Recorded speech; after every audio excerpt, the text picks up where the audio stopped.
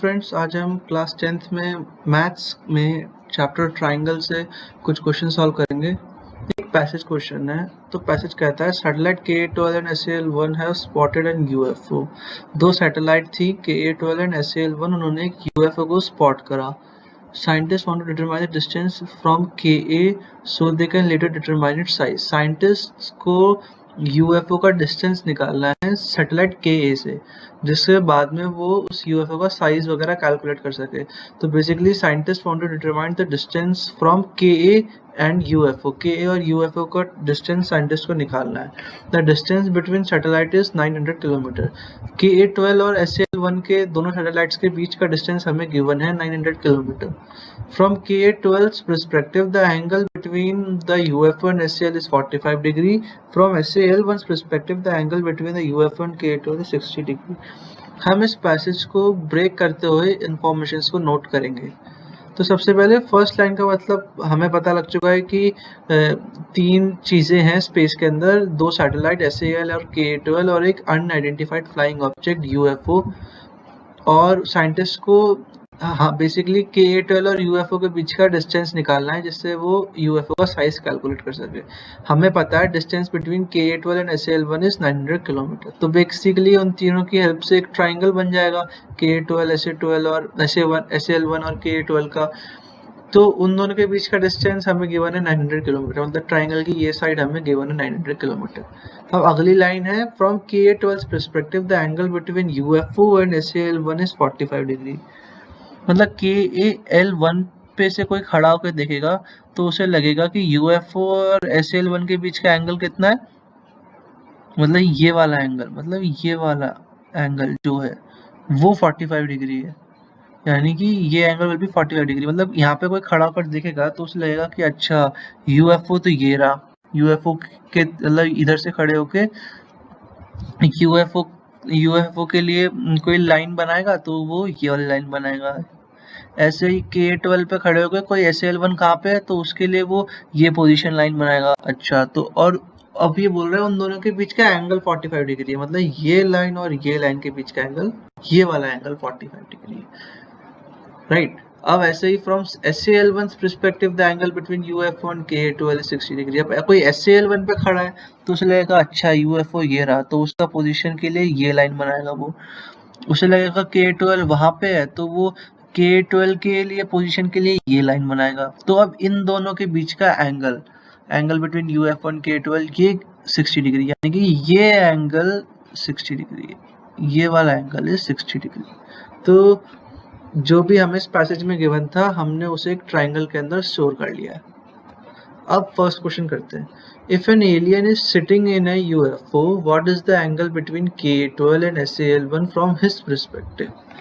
अब अगर कोई एलियन है UFO के अंदर तो उसके पर्सपेक्टिव से KA-12 और SAL-1 के बीच का क्या एंगल है। यानी कि UFO में कोई एलियन है तो उसके पर्सपेक्टिव में KA-12 कहाँ पे है, ये रहा पोजीशन वेक्टर, मतलब पोजीशन उसकी ये रही KA-12 की UFO से।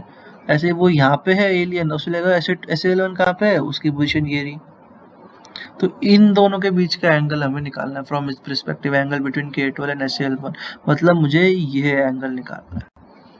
तो इस क्वेश्चन में मुझे this angle, I have to find out this angle in this question. So बहुत इजी है, हम ये एक ट्राइंगल बन रहा है, मुझे ये ट्राइंगल में ये वाला एंगल पता है, ये वाला एंगल पता है, तो मैं एंगल सम प्रॉपर्टी की हेल्प से ये एंगल बहुत इजीली कैलकुलेट कर सकता हूँ। तो using angle sum property, required angle क्या होगा, सारे एंगल्स का सम कितना होता है 180 degree, 180 degree minus 45 degree minus 60 degree is equals to this angle. तो 180 degree minus 60 degree minus 45 degree, तो जो रिक्वायर्ड एंगल है वो 75 डिग्री, यानी कि this angle will be 75 degree. Question 2, can you estimate how far is the UFO from KA-12। जो scientist को निकालना था बेसिकली कि UFO और KA-12 का बीच का डिस्टेंस क्या है। अब हमें ये निकालना है, कैलकुलेट करना है। सो हमने कुछ असम्पशंस कर लिए। लेट UFO बी A, हमने जो UFO की पोजीशन थी उसे A मान लिया, SAL-1 की पोजीशन को B मान लिया, KA-12 की पोजीशन को मैंने C मान लिया, राइट। अब इस ट्राइंगल के अंदर अगर मैं BC के ऊपर हाइट निकालूं A के थ्रू, मतलब A से मैं अगर BC पे कोई परपेंडिकुलर डालूं तो ये परपेंडिकुलर है। AE मैंने कंस्ट्रक्ट करा है a perpendicular from A on B C. ऐसे ही मैंने बी से ए सी पे परपेंडिकुलर कंस्ट्रक्ट करा है बी एफ, ये 90 डिग्री एंगल है। ऐसे ही मैंने सी से ए डी के ऊपर एक परपेंडिकुलर कंस्ट्रक्ट करा है सी डी। तो ये तीनों चीज़ें मैंने कंस्ट्रक्ट करी है और वो इस पॉइंट पे आके इंटरसेक्ट कर रहे हैं। तो अब हाइट ऑन ए बी, मतलब हाइट ऑन ए बी यानी कि ए बी का है, ए बी ये रहा, height on A B is what C D. तो height on A B C D, वो कितना है ए सी इंटू साइन ए। क्यों? ए सी कितना है, ये एंगल ए है। अब साइन ए क्या होता है, परपेंडिकुलर अपॉन हाइपोटेन्यूज। परपेंडिकुलर कितना है C D, height on A B, hypotenuse कितना है ए सी। तो यानी कि सी डी अपॉन ए सी की वैल्यू क्या होगी, साइन है, क्योंकि ये एंगल 90 डिग्री है तो एक राइट एंगल ट्राइंगल है, तो सी डी अपॉन ए सी की वैल्यू कितनी होगी, साइन है। तो यहाँ से सी डी की वैल्यू कितनी आ जाएगी, ए सी साइन है। ऐसे ही height on B C, height on B C मतलब ए ई, इसकी वैल्यू क्या हो जाएगी, ये राइट एंगल ट्राइंगल है, ये वाला ट्राइंगल ले लेते हैं, ये राइट एंगल ट्राइंगल है, ट्राइंगल ए बी ई, उसमें ये साइन बी है, तो sine B is equals to A E upon A B, तो ए की वैल्यू क्या है, कोई A B into sine B. ऐसे ही हाइट ऑन ए सी पे यानी कि B F, height on A C B F, तो ये कितना होगा, मैं ये वाला ट्राइंगल ले लेता हूँ बी एफ सी, तो उसमें ये कितना साइड है बी सी, तो और साइन सी कितना है, sine C is equals to B F upon में बी सी, तो यानी कि बी एफ की वैल्यू क्या होगा, B C into sine C. अब मुझे एंगल ए भी पता है, एंगल बी भी पता है, एंगल सी भी पता है, और मुझे बी सी भी पता है कितना है, 900 किलोमीटर, मुझे पहले से पैसेज में गिवन था। मुझे कैलकुलेट क्या करना है, distance from U F on के ट्वेल्व, यानी कि ए और सी के बीच का डिस्टेंस कैलकुलेट करना है, यानी कि ए सी मुझे कैलकुलेट करना है।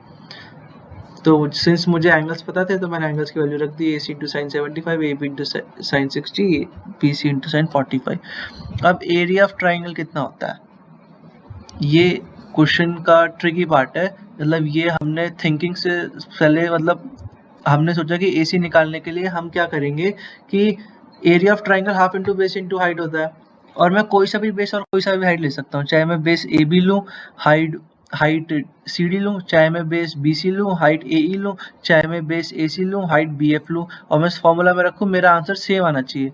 तो यानी कि अगर मैं बेस ए बी लेता हूँ और हाइट सी डी लेता हूँ तो फॉर्मूला क्या बनेगा, half into A B into C D. ऐसे अगर मैं बेस बी सी लेता हूँ और हाइट ए ई लेता हूँ तो फॉर्मूला क्या बनेगा, half into base into I, half into B C into E. ऐसे अगर मैं बेस ए सी लेता हूँ और हाइट बी एफ लेता हूँ तो फॉर्मूला क्या बनेगा, half into A C into B F, half into base into I. और सिंस वो हम उसी ट्राइंगल का एरिया बार बार कैलकुलेट कर रहे हैं तो ये तीनों बराबर होने चाहिए, क्योंकि ये एक ही ट्राइंगल का एरिया है। अब हाफ से हाफ कैंसिल हो जाएगा, मतलब अब मैं क्या करूँगा कि मैं अपने हिसाब से दो इक्वेशन लूंगा जो मुझे कैलकुलेट करना है। मुझे यहाँ पे या ये इसके भी इक्वल है, ये इसके भी इक्वल है, ये इसके भी इक्वल है, तो मुझे वो पेयर ऑफ मुझे वो इक्वेशन लेनी है जिसके अंदर जो मुझे चीज़ें जो मुझे चीज़ कैलकुलेट करनी है वो भी हो, और जो बाकी की चीज़ें हो वो मेरे पास नोन हो।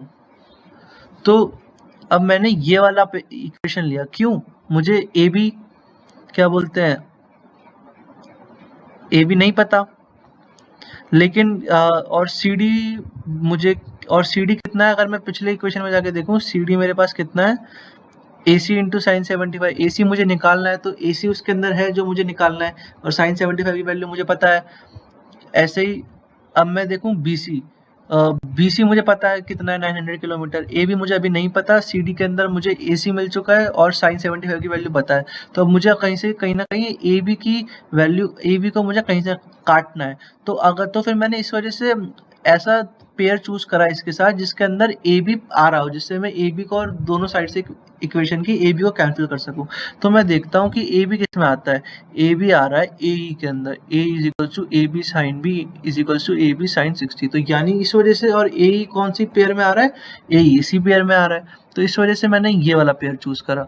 अब A B into C D is equal to B C into A E. अब ए ई क्या है, ए बी इंटू साइन 60। अब ए बी से ए बी कट जाएगा तो मुझे साइन 60 की वैल्यू पता है, साइन 75 की वैल्यू पता है, और सी डी के अंदर ए सी है ही। तो ये जो इक्वेशन है ये मेरा काम कर देगी।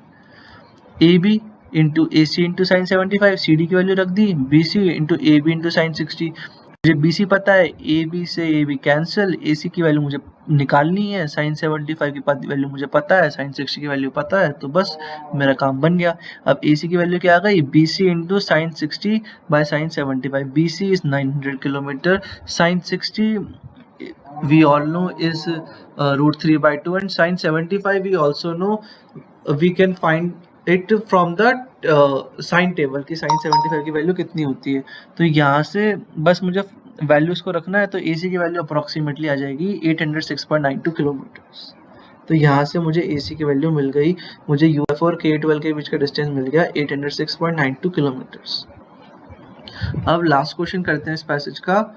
क्वेश्चन 3 कहता है कि can you estimate the area made by the triangle form by UF12 satellite. Basically मुझे इस ट्राइंगल का एरिया निकालना है, तो वो तो मैं पिछले क्वेश्चन में भी कर रहा था। अब मुझे क्या बोलते हैं, कौन सा मुझे क्या क्या चीज़ें पता है, मैं वही चीज़ लूँगा। मुझे सिंस BC पता है इसलिए मैं BC को बेस ले लूँगा, क्योंकि मुझे BC पहले से ही पता है कितना है। और मतलब उसका ट्राइंगल का फॉर्मूला क्या बन जाएगा, नहीं BC की जगह मैं AC ले लूँगा। क्यों, क्योंकि मैं AC पिछले केस में निकाल चुका हूँ। और फिर मतलब मुझे जो हाइट थी वो मैंने BF क्यों ली, क्योंकि BF का जो फॉर्मूला था वो कितना था, BC इंटू साइन 45। मुझे ऐसी हाइट लेनी थी जिसमें मुझे ऐसा बेस लेना था जो मुझे बेस पता है, मुझे ऐसी हाइट लेनी थी जिसके अंदर जो फॉर्मूला मतलब जो उसका जो मैंने फॉर्मूला निकाला उसमें मुझे वो भी पता हो। तो मुझे AC में पिछले केस में कैलकुलेट कर चुका हूँ, मुझे वो पता है। अब मैंने मैंने वही क्यों लिया, क्योंकि उसका BF भी आ रहा था, और BF की वैल्यू कितनी है, BC इंटू साइन 45। और मुझे BC की वैल्यू भी पता है और साइन 45 की वैल्यू भी पता है, तो मुझे उस इक्वेशन में सब पता है। तो इस वजह से मैं एरिया वेरी इजीली कैलकुलेट कर सकता हूँ। तो इस वजह से मैंने एरिया का formula half into AC into BF लिखा। अब BF की वैल्यू कितनी है, BC इंटू साइन C, तो half into BC into AC into sine C। अब बस BC की वैल्यू रख दी 900, AC की वैल्यू मैंने पिछले केस में निकाली थी 806.92 किलोमीटर, और C की वैल्यू रख दी 45 डिग्री, तो sine 45 degree we all know is 1/√2। तो जब मैं फाइनल सॉल्व करूंगा तो मेरे पास एरिया आ जाएगा इतना। तो ये हमारा पैसेज सॉल्व हो जाता है। Thank you.